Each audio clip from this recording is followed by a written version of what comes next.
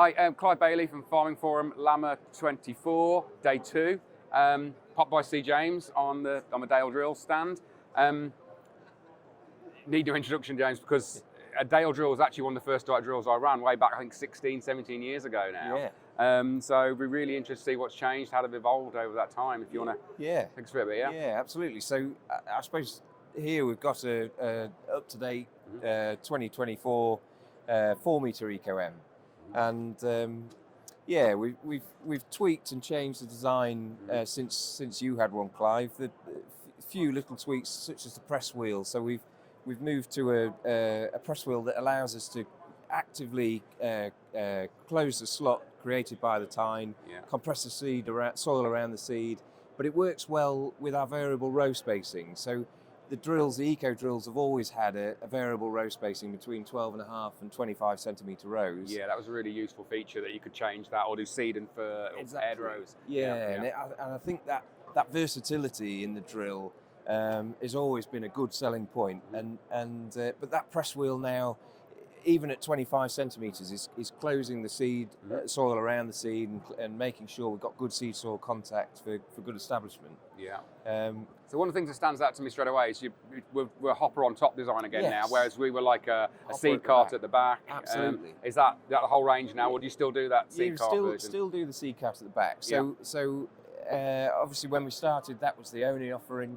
But as we developed and learnt more about what farmers were looking for, they wanted a slightly more conventional seed layout, seed drill layout with the hopper over the top and wheels in the middle. Wheels being the last thing over the ground, I don't think is a problem where you're true direct drilling, where the soil's settled and structured well. Yeah, that takes a few years, doesn't it? It takes a few years, absolutely. And many farmers are doing some level of cultivations, sometimes direct drilling, but if they've got roots in the rotation, obviously then they've got cultivation. So this offering with the wheels in the middle and a couple of rows of tines behind to pickle out any surface compaction was quite a good option. It also meant we could bring the drills slightly narrower in terms of working width and keep that manoeuvrability by bringing the wheels forward. It makes the drill much more manoeuvrable. Does it help with coulter pressure as well? I mean, in dry conditions, because you've got obviously the weight of seed over the coulter now? You have. I think one big thing to remember with a tine over a disc is because that tine is forward facing, it's drawing itself in.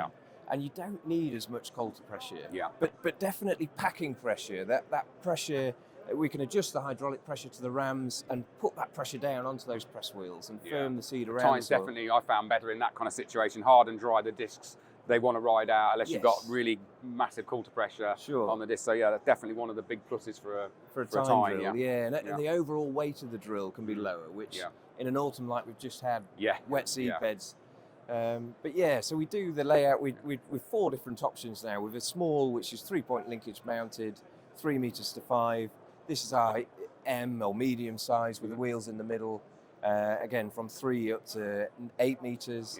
Then we've got an L, which is what you had originally, Clive, with the wheels at the back and the hopper over the top from 3 to 8, and then we do an XL, which is a 5-folding machine from 8 meters up to 13.5 meters. Up to 13.5 now, right? So because I suppose control traffic. Absolutely. Now you've got these combine headers going out to 13.5 meters. I suppose there's demand there for them, isn't there? So that's it. And the drills have always had a bit of an association with controlled traffic. I think with the fact that we are easier to pull, sort of around about 25 horsepower per meter to pull the drills, people have generally been confident to go wider, knowing that the tractors they've got on the farm can pull them. That was the thing. I mean, I think that 9 meter we pulled, I think we had like a 6.930 John Deere on it. It was an unbelievably big drill for, at the time, relatively small, low-powered tractor. So, that's right. Hoppy twin metering, so split products, you do seed and fert or 2 different seeds. That's right, and we're finding more and more. We've always called it the seed and fert option, but any 2 products now, companion cropping or even in a cover crop with small seeds and larger seeds, and with that variable row spacing, they can put them together or have one sort of crop A, crop B, crop A, crop B. And this is, I mean, the new SFI it's kind of written for kind of the no-tiller and regen ag kind of practitioner, isn't it? And I think this being able to plant companion crops or multiple species together, I think we're seeing more and more drills, not just with 2 hoppers, but 4 or 5 sometimes. So, absolutely. So great. It's it looks like it's evolved really well and developing all the time. So James, thanks so much for showing us around. I hope you have a good rest of the show. Thank you. Cheers. Thanks, James.